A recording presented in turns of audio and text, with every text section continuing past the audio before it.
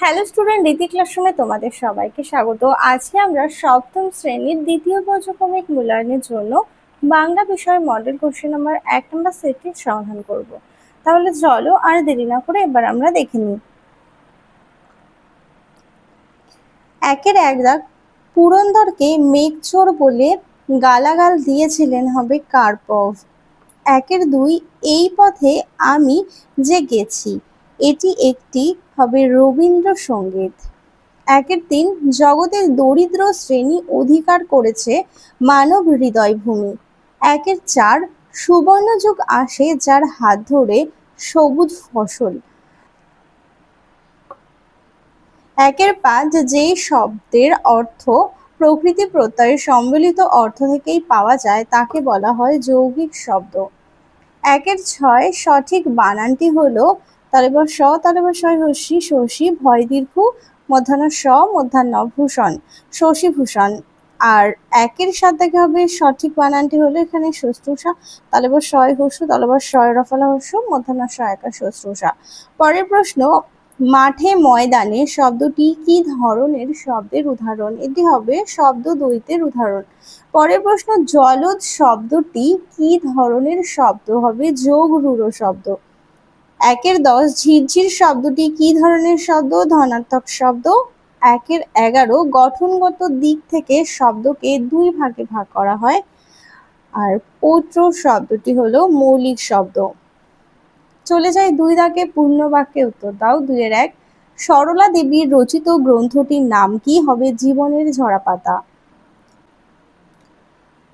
2-2, আজ নেতাজি এখানে বক্তৃতা দিতে আসবেন। এখানে কোন জায়গার কথা বলা হয়েছে? হবে হেদো পার্কের কাছে ফ্রিডন স্ট্রিটে। পরের প্রশ্ন, অত্যাচারী শাসকদের নাম ভেসে গেছে কিভাবে? ক্ষমতা ও অর্থের জোরে যারা সৌধ বানিয়ে নিজেদের নাম অক্ষয় করে রাখতে চেয়েছিল তাদের সেই সব স্মৃতিসৌধ কালের গর্ভে ধ্বংসস্তূপে পরিণত হয়, ফলে তাদের স্মৃতি লুপ্ত হয়ে যায়। পরের প্রশ্ন, জবাবটা জেনে নেব। কার কাছ থেকে কোন প্রশ্নের জবাবটা জেনে নেব? ঝোলাগুড় কিসে দেয়, সাবান নাকি পটকায়? সেই প্রশ্নের জবাবটা মেজদাকে খুঁজিয়ে জেনে নেব। পরের প্রশ্ন, একেবারে কখনো থেমে যাননি, কার কথা বলা হয়েছে? তোমাদের পাঠ্য বই দেখো 43 নম্বর পেজে আছে, রোখে এই যে সৃষ্টির আদিকাল থেকে আমি বা এমন করেই চলেছে, একেবারে কখনো থেমে যাননি। তবে এখানে কার কথা বলা হচ্ছে? এটা হবে আমি বা। তার মাথার কাছে বসে আছে এই সুন্দরী মেয়েটি। এই সুন্দরী মেয়েটির আসল পরিচয় কি? তিনি কার্পভের মেয়ে। পরের প্রশ্ন, চিরদিনের পরিপ্রেক্ষিটির প্রেক্ষাপট কি? 2-7, চিরদিনের কবিতাটির প্রেক্ষাপট কি? জীবনী শক্তি হলো ব্যর্থতার হতাশা দূরে ঠেলে জীবনকে পুনরায় প্রতিষ্ঠিত করার শক্তি। কিন্তু মানুষ আছে যারা কোনো কাজে ব্যর্থ হলে তা পুনরায় চেষ্টা করে না, তারা জীবন সংগ্রামে পরাজিত হয়। কিন্তু বাংলার সাধারণ শ্রমজীবী মানুষ জীবনী শক্তিকেই বলীয়ান। চিরদিনের কবিতায় কবি সুকান্ত ভট্টাচার্য পল্লী বাংলার প্রকৃতি চিত্রের পাশাপাশি গ্রামীণ মানুষের জীবন সংগ্রামের কথা তুলে ধরেছেন। এই প্রসঙ্গে এসেছে গ্রামীণ মানুষের জীবনযাত্রা এবং দুর্ভিক্ষের অভিশাপ মুক্ত হয়ে কিভাবে তারা জীবন শুদ্ধে সামিল হয় সেই সব কথা। পরের প্রশ্ন দেখো, হোটেলওয়ালা 2-8 দাগ, মূঢ় ওরা, ওদের মূঢ় বলা হয়েছে কেন? মূঢ় কথার অর্থ অজ্ঞ বা বোকা। অহংকারী ধনী বা সাম্রাজ্যলোভীরা মনে করেছিল তাদের তৈরি সৌধ চিরস্মরণীয় হয়ে থাকবে, কিন্তু কালস্রোতে ভেসে যাওয়া জীবন যৌবন ধনমানের মতো তাদের নির্মিত সৌধও একদিন ভেঙে পড়বে। তাদের কথা তখন কেউ মনে রাখবে না, তাই তাদের কবি মূঢ় বলেছেন। পরের প্রশ্ন, হোটেলওয়ালার জন্মদিনের দিন ও রাতে কি রান্না হয়েছিল? 2-9, হোটেলওয়ালার জন্মদিনের দিনে ও রাতে কি রান্না হয়েছিল? দিনে হয়েছিল স্টু আর ভাত, আর রাতে রান্না হয়েছিল ভুনা খিচুড়ি, হরিণের মাংসের কোরমা এবং শুরুয়া। ২-এর ১০ দাগ, মাকুকে তৈরি করতে ঘড়িওয়ালার কত সময় লেগেছিল? হবে প্রায় ১৭ বছর। ২-এর ১১, পরীদের রানী দেখতে কেমন? গোলাপি মুখে, সুন্দর কালো কালো চোখ, মাথায় সোনালী চুল। ২-এর ১২, সোনার টিকা কি নামে মাকুর পরিচয় দিয়েছিল? দেখো, যখন সোনা একবার টিয়াকে এবং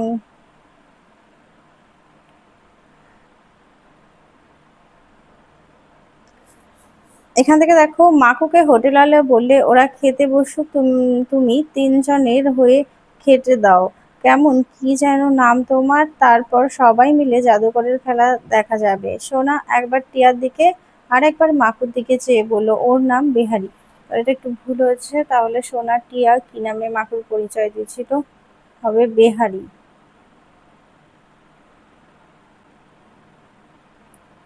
এবার চলে যাই ৩ দাগে, যে কোনো দুটি প্রশ্নের উত্তর দিতে বলেছে। ৩-এর ১, মেঘচোর গল্পে পুরন্দর এবং অসীমা চরিত্র দুটি পরস্পর বিরোধী বিজ্ঞান চেতনার প্রতিনিধি।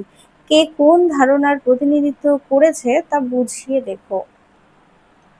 সাহিত্যিক সুনীল গঙ্গোপাধ্যায়ের মেঘচোর গল্পে দুই পরস্পর বিরোধী মনোভাব সম্পন্ন চরিত্রের পরিচয় পায়। এরা হলেন বিজ্ঞানী পুরন্দর চৌধুরী এবং কর্পভের কন্যা অসীমা। বিজ্ঞানী পুরন্দর চৌধুরী সারা বিশ্বে বৃষ্টি বিজ্ঞানী নামে পরিচিত। তিনি তার বৈজ্ঞানিক জ্ঞানের প্রয়াসে সংকর ধাতু দিয়ে একটি ধাতব গোলক তৈরি করেছেন, যার সাহায্যে তিনি অতি অল্প সময়ে একটি লেকের সমস্ত বরফকে বাষ্প তথা মেঘে পরিণত করে সেই মেঘ নিজের পছন্দ মতো স্থানে নিয়ে গিয়ে বৃষ্টিপাত ঘটাতে পারতেন। এক দেশের মেঘ চুরি করে অন্য দেশে নিয়ে যান তিনি। এর ফলে প্রকৃতির স্বাভাবিক ভারসাম্য নষ্ট হয়ে যাওয়ার সম্ভাবনা দেখা যায়। বিজ্ঞানের শক্তিকে কাজে লাগিয়ে তিনি নিজের নাম যশ প্রতিপত্তি বাড়ানোর নেশায় মেতে উঠেছিলেন। তার ধারণা ছিল বিজ্ঞানের শক্তিকে কাজে লাগিয়ে প্রকৃতিকে তিনি নিজের কথা মতো চালাবেন। এর ধারণা তাকে অহংকারী করে তুলেছিল। অসীমা প্রকৃত পরিচয়, সে বিজ্ঞানী কার্পভের কন্যা এবং হার্ভার্ড বিশ্ববিদ্যালয়ের ইতিহাসের গবেষক, কিন্তু ভূগোল এবং কম্পিউটারে তার দক্ষতা রয়েছে। সে কখনোই বিজ্ঞানকে সভ্যতার ধ্বংস সাধনে ব্যবহার করতে চাননি। তিনি বিজ্ঞানী পুরন্দর চৌধুরীর মেঘ চুরির অঘটনকে সমর্থন করেননি। সে জানতো যে বিজ্ঞানী চৌধুরীর কর্মকাণ্ডের মাধ্যমে পরিবেশের ভারসাম্য সাংঘাতিকভাবে নষ্ট হবে, যার ফলে সভ্যতা ধ্বংসের পথে এগিয়ে যাবে।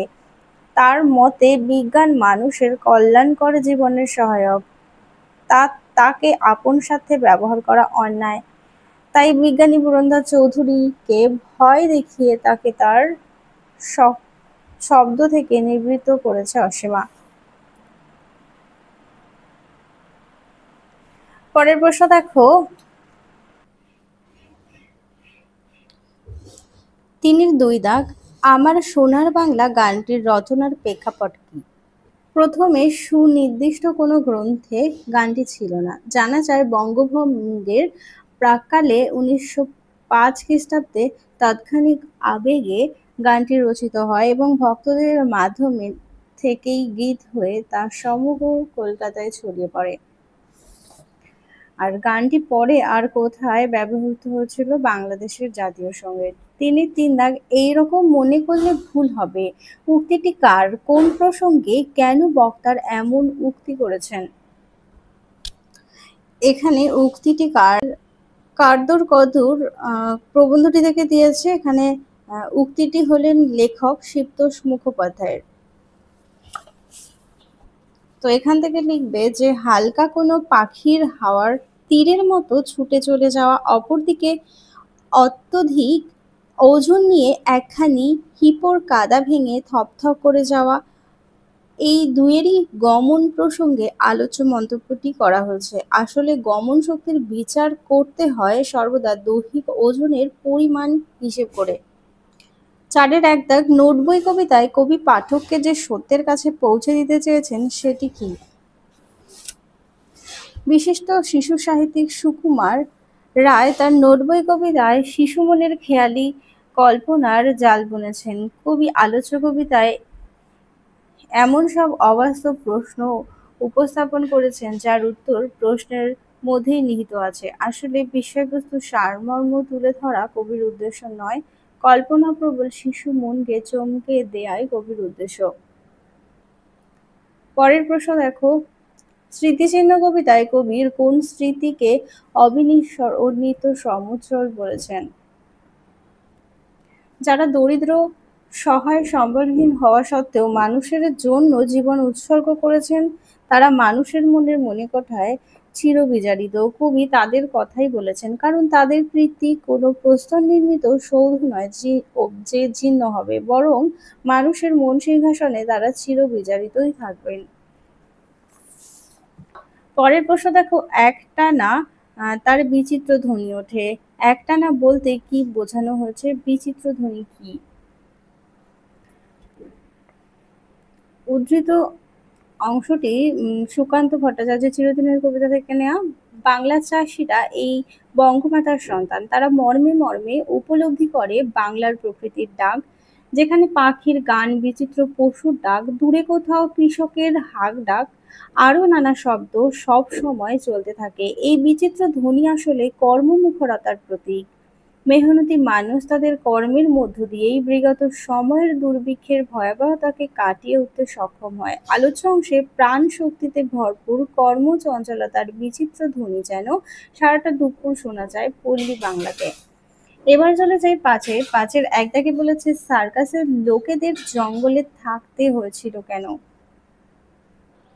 সার্কাসের অধিকারী মশাই সার্কাসের জন্য ঝাড়বাতি কিনে সকলের জন্য নতুন পোশাক বানিয়ে চারিদিকে নতুন খেলার বিজ্ঞাপন দিয়ে খেলা শুরু হবার আগেই কোনো জিনিসের দাম না দিয়ে পালিয়ে গিয়েছে। অধিকারী মশাই নিখোঁজ, তাই ওদের নামেই পরোয়ানা বেরিয়েছে, তাই সার্কাসের লোকেরা জঙ্গলে থাকে।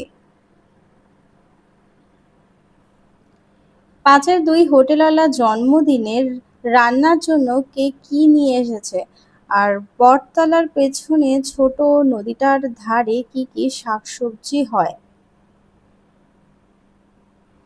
হোটেলওয়ালার জন্মদিনে রান্নার জন্য গোয়ালা 1 মণ দুধ দিয়ে গেছে, পাশের বাতাসা কিনে এনেছে, রাতে ভুনা খিচুড়ির জন্য সুগন্ধি চাল, পেস্তা বাদাম, কিশমিশ এনেছে, আর শিকারীরা হরিণের মাংস দিয়ে যাবে।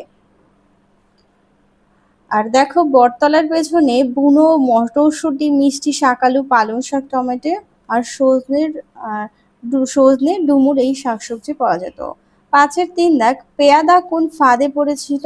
বাঘ ধরার ফাঁদে পড়েছিল। আর জঙ্গলে পাতা ফাঁদগুলো কেমন তার বিবরণ দাও। বাঘ ধরার ফাঁদ হলো অনেক দিনের পুরনো ফাঁদ। আগে যখন এখানে বসতি ছিল তখন গাঁয়ের লোকেরা এই ফাঁদ বানিয়েছিল। মাটিতে দু মানুষ গভীর গর্ত খুঁড়ে আর বাঘ ধরার ফাঁদ হলো অনেক দিনের পুরনো ফাঁদ। আগে যখন এখানে বসতি ছিল তখন গাঁয়ের লোকেরা এই ফাঁদ বানিয়েছিল। মাটিতে দু মানুষ গভীর গর্ত খুঁড়ে তার উপর কাঠকুটো লতাপাতা দিয়ে ঢেকে রাখা হতো। বন্য পশু শস্য খেতে এসে ওই ফাঁদে অর্থাৎ গর্তে পড়ে যেত, উঠতে পারতো না। এরপরে দিয়েছে বাক্য রচনা, তো তোমরা বানিয়ে লিখতে পারো। তো টাপুর টুপুর দিয়েছে, তো আজ সারাদিন টাপুর টুপুর বৃষ্টি হয়ে চলেছে আর খিল খিল হবে। লিখতে পারো যে ছোট্ট মেয়েটি খিল খিল করে হাসছে। তাহলে চলো, তোমাদের 1 নম্বর মডেল সেটটি সমাধান করে দিলাম। ভিডিওটা ভালো লাগলে অবশ্যই লাইক করো। আবার দেখা হচ্ছে পরবর্তী আরেকটি ভিডিওতে।